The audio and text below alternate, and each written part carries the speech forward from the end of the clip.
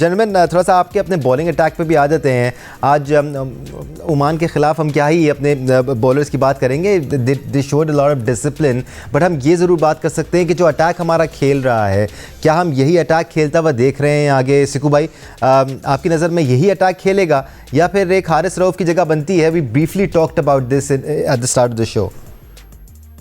यार देखो, हारिस रऊफ वो जो सुबह हमारी जो पहले सेशन में बात हुई थी कि हारिस रऊफ बीच में नया बॉल नहीं करता, बीच में आके 2 ओवर और आखिरी के 2 ओवर वो कर सकता है, मगर थोड़ा सा उसको समझाना पड़ेगा, मेरे भाई तुम बहुत जज्बाती होके वो गेंद करते हो, कई दफा जज्बाती होके नहीं, अक्ल से गेंद करनी चाहिए। तो वो एक थोड़ा सा प्रॉब्लम है। मगर मैं ये समझता हूँ अगर जो पहला मैच है ना भारत से, उसमें आप यही टीम खिलाएं, इसी के साथ जाएं, फिर देखें क्या होता है, उसके बाद हम अगर कोई चेंज करना है तो। इसलिए अगर वहां पर वो शॉर्ट गेंदें करेगा, इधर उधर गेंदें करेगा तो बहुत मार खाएगा। स्पिनर से फिर भी लग रहा है कि विकेट उनको हेल्प करेगी, तो लेट्स सी। मेरा ये होता है कि अगर मुझे अथॉरिटी होती तो मैं कहता इसी टीम को खिला के देखें, फिर हम देखेंगे चेंज करना है नहीं करना। बिकॉज अहमद, देखा जाए तो your spinners have served you well in conditions में, ख़ास तौर पे ये जोड़ी जो है, या ये जो 3 स्पिनर्स को हम इस्तेमाल कर रहे हैं, ये इन्होंने अच्छा सर्व किया आपको अभी तक अच्छा कर रहे हैं, क्योंकि आप देखेंगे ना कि सामने अभी तक उस तरह की ऑपोजिशन भी तो नहीं आई, आप कोई इस तरह के मैचेस भी तो नहीं खेल रहे। तो बड़ी टीम का यही तो होता है कि वो फिर आपकी जो ये छोटी छोटी सी जो आप निकल जाते हैं ना कारपेट के नीचे से, वो आपको निकलने नहीं देती है। वो भी अभी इस टाइम भारत भी बैठ के सारी चीजें नोट कर रहा होगा और देख रहा होगा, और वो अपने प्लान बना रहा होगा, और वहां पे ये अपने प्लान डिस्कस करेंगे, और हर इंडिविजुअल के अगेंस्ट अपना एक प्लान लेके आएगा। तो बड़ी टीम है, वहां पे मेरा ख्याल है कि सीनियोरिटी, थोड़ी सी एक्सपीरियंस जो है आपको वो भी चाहिए होता है। हारिस रऊफ आपको डेप्थ के अंदर, क्योंकि ये ओमान तो होने नहीं लगी है कि ऊपर से आपने सारे आउट कर दिए, 70 पे वो आउट हो जाएंगे, बड़ी अच्छी बात है, हो जाए, लेकिन आपने तैयारी पूरी करनी है 20 ओवरों की। तो डेप्थ में कौन बॉलिंग करेगा अगर हम इस टीम से खेलते हैं, तो वो मुझे बता दें। क्या फहीम अशरफ डेप्थ में बॉलिंग करेगा? कौन करेगा? तो और फिर जो है ना 5वां 6वां ओवर अगर विकेटें उनकी ना गिरी हुई तो 5वां 6वां ओवर कौन करेगा? क्योंकि वो उसमें तो बड़ी पिटाई लगाएंगे फिर। तो अगर आप एक फास्ट बॉलर शॉट खेलते हैं ना, तो उसकी अपनी एक शॉर्ट कमिंग्स हैं जो कि फास्ट बॉलर ही पूरी कर सकता है। तो मुझे जो कंसर्न है, चले पावर प्ले के 3-4 ओवर तो हो गए, 5वां 6वां और उसके बाद जो है ना डेप्थ के अंदर बॉलिंग वो कौन करेगा, ये मुझे बता। अगर ख़ास तौर पे अगर हारिस रऊफ नहीं खेलते हैं तो ऐसी सूरत में राशिद भाई, शाहीन आफरीदी पे और ज़्यादा जिम्मेदारी आ जाती है, क्योंकि वो आपके अटैक को स्पेयरहेड कर रहे हैं पेसर में। इनिशियली उनका विकेट लेना बहुत ज़्यादा ज़रूरी है, ख़ास तौर पे तगड़ी टीमों के ख़िलाफ़, वरना थोड़ा मुश्किल हो जाता है आपके लिए अगर ओपनर सेटल हो जाए। देखिए, ओवर उनको 4 ही करते हैं, जैसे वनडे है नहीं कि 10 ओवर करने, 3 स्पेल है, या टेस्ट मैच है 4 स्पेल आपने कर लिए, करने 2 ओवर ये शुरू के करते हैं, फिर बीच में जब जरूरत पड़ती है या आखिर में करनी है। बात हो रही है जो अहमद बात कर रहे हैं, बीच में कौन बॉलिंग एक तेज बॉलर करेगा? जब हम स्पिनर कर चुके होते हैं, 14वां 15वां ओवर कहीं आ जाता है फास्ट बॉलर, 1-8 ओवर कर दिया, फिर 17 18 19 20 ओवर वहां पे जरूरत पड़ती है, वहां पे एक शॉर्टेज लग रही है बॉलर की। स्पिन में रिच है पाकिस्तान, बहुत अमीर है, बहुत ज्यादा बॉलर्स हैं हमारे पास, हम निकाल लेंगे जो कंडीशन वहां की है वहां पे हम निकाल लेंगे। हमें इश्यू जो आएगा वो पेसर्स पे आएगा, बहुत तेज नहीं है फहीम अशरफ, जो होता है ना कि या तो मूवमेंट भी मिल रही हो, लेफ्ट हैंडर को अच्छी करते हुए देखा है काफी दफा मैं, उनकी बॉल एंगल बनता है बाहर जाती है, लेकिन वो ऐसा नहीं है कि वो रन थ्रू कर जाए।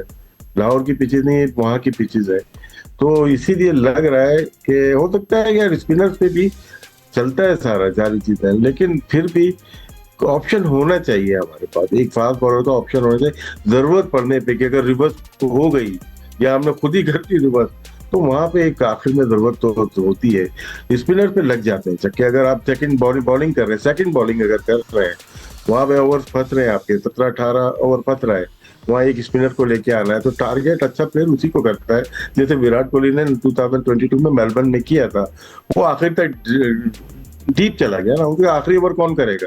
नवाज करेगा, कर लेंगे 22 रन भी कर लेंगे, 20 रन भी कर लेंगे। तो वहां पे एक फास्ट बॉलर की कमी थी, जो 3 वर्ल्ड कप मिस किए फहीम अशरफ ने, वहां पे उनको होना चाहिए था। लंबी बात हो जाएगी, लेकिन मुझे ऐसा लगता है कि एक फास्ट बॉलर मिसिंग है। बेशक मिड स्टेजेस में सिकू भाई हमें मिसिंग लगता है एक फास्ट बॉलर, और we need an option there. But मैं एक बार फिर शाहीन की तरफ आऊँगा, इनिशियली नई बॉल के साथ ऊपर से पाकिस्तान को विकेट मिलती थी तो हम मिड स्टेजेस में थोड़ा और प्रेशर एग्जर्ट करते थे। आपको लगता है ये एक चीज़ मिसिंग है, या आप खुश हैं पाकिस्तान के बॉलिंग अटैक से इस वक्त जिस तरह वो ऑपरेट कर रहा है? नहीं, मैं इस लिहाज से खुश नहीं हूँ कि मैं भी समझता हूँ कि एक अच्छा तिखा बॉलर जो पहले हमारे पास होते थे उनमें से कोई होना चाहिए था, कोई अच्छा मजेदार किस्म का। नसीम शाह भी पता नहीं किधर चले गए, वो उनमें मैं एक्सपेक्ट कर रहा था कि वो बनेंगे मगर वो नहीं बन सके। अब इनके ऊपर ही है, अगर खिलाने के जो चॉइस है हमारे पास, हसन अली तो नहीं, अगर खेलेगा तो फिर हारिस रऊफ ही खेलेगा। हमने वसीम जूनियर को लेकर गए, वो घूम रहा है फिर रहा है, उसको खिलाया ही नहीं, उसको भी खिलाकर देख लेते, इतना अच्छा मौका था। मगर खैर एनीवे छोड़े, इस बात को पुरानी हो गई। अब हारिस रऊफ का देखें, दो बात वो जो कर रहा है कि आखिरी अगर शुरू में हमने बॉलिंग की, उन्होंने पहले बैटिंग की और मैच फंसा थोड़ा, तो वो जो 18वां ओवर होगा, 18 और 20 तो वो करा लेगा शाहीन, 19वां और 17 ओवर जो है ना बड़ा हमारे पर भारी पड़ेगा, तो वो देखना तो है। मगर फिर कॉन्फिडेंस थोड़ा सा शीकी हुआ है हारिस रऊफ पे। ऐसा लगता है अहमद कि टीम मैनेजमेंट ने सुफियान मुकीम को आइडेंटिफाई किया हुआ है ये 13वें ओवर से 17वें ओवर तक के एक मार्जिन के लिए। आपको लगता है कि सुफियान मुकीम यहाँ पर यूज़ होंगे और फिर फ़हीम अशरफ है इनके पास वो 17वें और 19वें ओवर के लिए अलॉन्ग विद शाहीन शाह अफरीदी? ये मतलब पहले तो यार अलॉन्ग विद शाहीन शाह अफरीदी जो आप बात करें ना, तो शाहीन शाह अफरीदी को खुद भी जो है बड़ी जबरदस्त परफॉर्मेंस देनी पड़ेगी। ये इसीलिए बार बार पूछ रहा था। आप अगर रिसेंट पास में आप देखेंगे तो शाहीन डेप्थ में खुद भी स्ट्रगल करते हैं। नए बॉल पे तो चले फिर भी कहीं ना कहीं वो हो जाते हैं, तो उनको अभी अपनी भी जो है ना फॉर्म रीगेन करनी है। और अगर शाहीन पे ही सारा प्रेशर डाल देंगे तो उनके साथ भी ज्यादती हो जाएगी, क्योंकि उनपे और प्रेशर आ जाएगा। तो एटलीस्ट थोड़ी सी सपोर्ट तो रहती है ना इंसान को कि हाँ यार चलो मैं अकेला नहीं हूँ, मेरे साथ ये भी है, मौजूद है अंदर, तो एक पार्टनर तो होता ही है। या तो है ना कि हमारे पास कोई बुमराह उस जैसा कि पता है कि यार उसने 5 यॉर्कर मारने हैं डेप्थ के अंदर, पता है कि यार उसने बीच वाले ओवर में भी विकेट लेके दे देनी है मोर ऑफन देन नॉट, हमें पता है कि यार नए बॉल पे भी इसने जो है ना एक आधी विकेट निकाल लेनी है, तो फिर तो समझ आती है। लेकिन हमारे पास तो वो भी नहीं है ना। तो यही मैं बात कर रहा हूँ कि जिस तरह सिक्कू भाई ने शुरू में बात की थी ना कि हमारी जो बॉलिंग है वो एक कंसर्न है, उसकी कुछ वजूहात हैं। वो ये है कि कोई परफॉर्मेंस ज्यादातर है ही नहीं, इक्का दुक्का मैच में हो गई तो हो गई, लेकिन क्योंकि वर्ल्ड कप है और एशिया कप है तो हमें जाहिर बात है हमने तो अपनी टीम को उठा के लेके चलना है। लेकिन रियलिटी तो यही है ना कि कोई इस तरह का अभी किसी, मैंने जिस तरह पहले आपको बोला था ना कि किसी की भी कोई जगह पक्की नहीं है। आप इस टीम में से जिसको चाहे जब चाहे आराम से बिठा सकते हैं, कोई शोरोगुल नहीं होगा, क्योंकि परफॉर्मेंस इसी तरह की है। इसी बात पे सलमान अली आगा की बात करनी ज़रूरी है राशिद लतीफ़ साहब, ख़ास तौर पे अगर ये सेटअप रहता है, तीसरे नंबर पे हारिस आते हैं, चौथे नंबर पे फ़खर आते हैं, फिर आज भी ये बात हो रही थी कि 5वें नंबर को सलमान अली आगा को नहीं आना चाहिए था, हसन नवाज़ को आना चाहिए था। ये इशू मोर ऑफन रहेगा आपको अगर यही वाला सेटअप रहता है। तो अगर वो चौथे नंबर पर आ रहे हैं फिर तो शायद आप उसी तरह चलेंगे जिस तरह आप ट्राई नेशन सीरीज़ में चल रहे थे।